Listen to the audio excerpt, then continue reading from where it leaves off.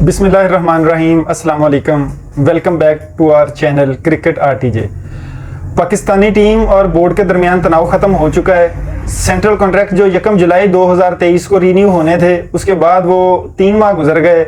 मुख्तलिफ किस्म के मामलात आपस में क्रिकेट टीम और क्रिकेट बोर्ड के दरमियान चल रहे थे, लेकिन बिलाखिर वर्ल्ड कप जाने से पहले पाकिस्तानी क्रिकेट टीम और बोर्ड के दरमियान मामला तय पा गए हैं। सेंट्रल कॉन्ट्रैक्ट्स इस दफ़ा 3 साल के लिए दिए गए हैं। पहले होता था 1 साल के लिए सेंट्रल कॉन्ट्रैक्ट होता था जो 30 जून को एक्सपायर हो जाता था।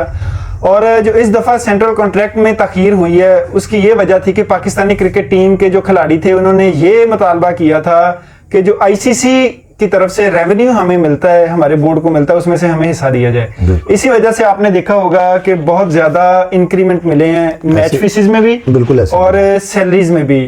वो जो रेवेन्यू आएगा उसको उन्होंने सैलरीज और मैच फीसिस में एडजस्ट कर दिया। अब इसकी 4 कैटेगरीज हैं, ए बी सी डी। इन चारों कैटेगरीज में प्लेयर्स को उन्होंने डिवाइड किया है। हम आज आपको इस वीडियो में उन प्लेयर्स की लिस्ट बताएंगे कि कैटेगरी ए में कौन है, कैटेगरी बी में कौन है, सी और डी में कौन से प्लेयर्स शामिल हैं, और उनको कितनी कितनी सैलरीज दी जाएंगी, और फी मैच, टेस्ट मैच, ओडीआई और टी20 में कितने कितने एक मैच खेलने के पैसे दिए जाएंगे। तो कैटेगरी ए में तारक साहब कौन कौन से हैं? कैटेगरी ए में जो आसम है बाबर आजम कप्तान, मोहम्मद रिजवान और शहीनशाह अफरीदी। बिल्कुल। अच्छा, इनकी पहले जो सैलरीज होती थी वो थी राउंड अबाउट 1.5 मिलियन, यानी कि 14 से 15 लाख के दरमियान थी। तो अब इनकी जो इंक्रीमेंट लगी है कैटेगरी ए में, वो लगी है 202%। अब इनकी राउंड अबाउट जो सैलरीज इन्हें पर मंथ मिलेंगी तकरीबन 4.5 मिलियन या 45-46 लाख रुपए के राउंड अबाउट मिलेगी। मैच फीस इसके अलावा होगी। अच्छा, इसमें बी कैटेगरी में अच्छा, है ये जो तीनों अगर हम देखें, मेरे ख्याल में बाबर आजम, मोहम्मद रिजवान और शहीनशाह अफरीदी, ये तीनों डिजर्व करते थे सिर्फ। लेकिन मैं इसमें ये समझता हूँ मोहम्मद जो नसीम शाह भी ए भी होना चाहिए था, क्योंकि वो भी तीनों फॉर्मेट खेलते हैं और वो परफॉर्मेंस भी देते हैं। नसीम शाह को मेरे ख्याल में कैटेगरी ए से निकालने की जो वजह मेरे समझ में आ रही है ना, वो ये है कि वो इस वक्त इंजरी का शिकार हो चुके हैं। एक तो वो अवेलेबल नहीं होंगे, फिर इंजरी जो उनकी सस्टेन की है उन्होंने, वो सारे के मामला पीसीबी देखेगा, तो वो उनके साथ कोई हुई होगी बात इनके इस हवाले से भी। अच्छा, उसमें अब बी कैटेगरी का आपको बताएं कि इमाम अल हक, शादाब खान जो वाइट बॉल के वाइस कैप्टन है, फखर जमान, मोहम्मद नवाज, हारिस रऊफ और नसीम शाह। बिल्कुल। ये प्लेयर्स जो हैं राउंड अबाउट इनकी सैलरीज जो होंगी 30 लाख के राउंड अबाउट होगी, 3 मिलियन के राउंड अबाउट। जी ठीक हो गया, जो पर मंथ सैलरी लेंगे। अच्छा, मैं अभी सी का बताने से पहले सी में जो एक खिलाड़ी है उसके हवाले से परेशान हूँ कि आप उसे ना वो मैच देते हैं, लेकिन उसको आप डायरेक्ट ही उसे सी में ले गए हैं। इमाद वसीम और साथ उसके अब्दुल्ला शफीक 2 ही प्लेयर हैं, और इमाद वसीम का मुझे नहीं समझ आया। ऐसे ये टी20 क्रिकेट जो है वो थोड़े अरसे के लिए हो रही है, या फिर जो हमें टीम में उसकी रिक्वायरमेंट है वो थोड़े अरसे के लिए, उसके अलावा वो अपने सारे के सारे देख सकते हैं, लीग्स भी खेलेंगे और वो सारे के सारे मामला देखेंगे। तो मेरे ख्याल में वो डी कैटेगरी में भी हो जाते तो ठीक था, क्योंकि उसमें बल्कि इसमें जो प्लेयर 1-2 हैं उनको होना चाहिए था, जैसे सऊद शकील हो गए या टेस्ट का, मेरे ख्याल में जो टेस्ट के आपके परमानेंट मेंबर हैं उनको तो कम से कम शान मसूद हो गए, जिनको मतलब बी में होना, सी में होना चाहिए था। अच्छा, अब डी कैटेगरी में एक लंबी लिस्ट है, उसमें हसन अली, उसामा मीर, शान मसूद, शाहनवाज दानी, मोहम्मद वसीम जूनियर, सऊद शकील, सरफराज अहमद, सलमान अली आगा, मोहम्मद हारिस, जमान खान, एहसानुल्लाह, साइम अयूब, फहीम अशरफ और इफ्तिखार अहमद। इफ्तिखार अहमद को भी मेरे हिसाब से सी में होना चाहिए था, क्योंकि ये बिल्कुल ये भी दोनों फॉर्मेट्स खेल रहे हैं, आपके ओडीआई भी खेलते हैं और परमानेंटली खेल रहे हैं, ये नहीं कि इन आउट नहीं होते, ये पूरे मैच खेलते हैं।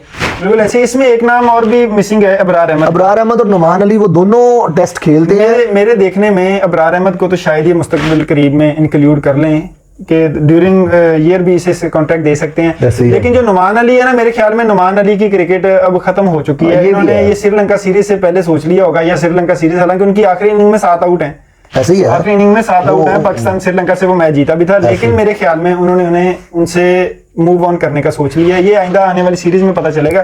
आइंदा आने वाली सीरीज हमारी है भी ऑस्ट्रेलिया में दिसंबर में, तो मेरे ख्याल में वहां पे उनकी जरूरत भी नहीं थी, तो ये थिंक टैंक ने जो है प्लान किया होगा। अच्छा, अब जो अगली आपको हम न्यूज देने जा रहे हैं ना, वो है कि इनकी मैच फीस कितनी थी। पहले मैच फीस, इस इंक्रीमेंट से पहले जो मैच फीस थी वो टेस्ट में थी 8 लाख से ज्यादा, 8 लाख प्लस, जो हमारे ओडीआई खेलने के 5 लाख से ज्यादा, और जो टी20 खेलने की वो थी वो तकरीबन 3.5 लाख से ज्यादा थी एक मैच खेलने की। बिल्कुल ऐसी है। और इसमें अब इंक्रीमेंट कितना लगा है? अच्छा, इसमें आपको बताते चले, जो टेस्ट मैच फीस है उसमें उन्होंने दिया है जी 50%। मकसद जो 8 लाख थी वो अब उन्हें एक टेस्ट मैच खेलने की 12 लाख मिलेगी। 12 लाख मिलेगी, बिल्कुल। ठीक है। उसके बाद उन्होंने ओडीआई में 25% इंक्रीज किया है। ये इसका मतलब है कि इन्हें अगर पहले 5.25 लाख मिल रहा था तो अब 6.5-7 लाख के करीब इन्हें ये, और T20 को उन्होंने 12.5% मतलब इसको इंक्रीज कर दिया है। पहले भी 350 प्लस है तो ये 5 लाख के करीब, ये 4.5 लाख 4.5 तक चले बिल्कुल गए। ऐसे ही। और ये उन्हीं प्लेयर्स को मिलता है जो प्लेइंग 11 में होते प्लेइंग 11 में होते हैं, बिल्कुल हैं। ये बिल्कुल। जो प्लेइंग 11 में नहीं अच्छा, अगर आपको एक और बात बता दें, जैसे इब्रार अहमद है, वो हमारे सेंट्रल कॉन्ट्रैक्ट में नहीं है, अगर वो मैच खेलेंगे तो उनको डी कैटेगरी के हवाले से मैच फीस दी जाएगी। बिल्कुल ऐसे ही। तो ये होता है, बाज़ का जो प्लेयर नहीं होते उनको टीम में ऐड कर लिया जाता है, तो उनको फिर वो जो डी कैटेगरी की मैच फीस होती है वो उनको दे दी जाती है। उम्मीद है कि जो सेंट्रल कॉन्ट्रैक्ट सब मिले हैं प्लेयर्स को, इससे बहुत अच्छा बहुत सारा उनको मकसद बड़ी हौसला अफजाई हुई है। बड़ा अच्छा डिसीजन लिया है पीसीबी ने, बहुत खास अच्छा तौर लिया पे जाने से पहले प्लेयर्स इस परेशानी से तो निकल जाएंगे। और अब अल्लाह करे हमारी परफॉर्मेंस ये बहुत बड़ा उनको रिलीफ मिल गया कि इतने इतने पैकेज हो गए हैं। बिल्कुल। अब तो हम कह सकते हैं कि शायद पूरी दुनिया में जो जितनी भी क्रिकेट हो रही है, चंद ममालिक के अलावा इतनी सैलरियां प्लेयरों की नहीं होंगी कहीं बिल्कुल पे ऐसा भी। ही है। ये ऑस्ट्रेलिया, इंग्लैंड और इंडिया के बाद हमारी सैलरी इंडिया के साथ तो खैर मिल नहीं सकते, उनकी इनकम बहुत है, उनकी तो बहुत ज्यादा है ना जी। तो उम्मीद है कि इंशाल्लाह हमारी आपको वीडियो पसंद आई होगी। हमारे चैनल को सब्सक्राइब करें, लाइक करें और बेल आइकन को दबाना मत भूलिएगा।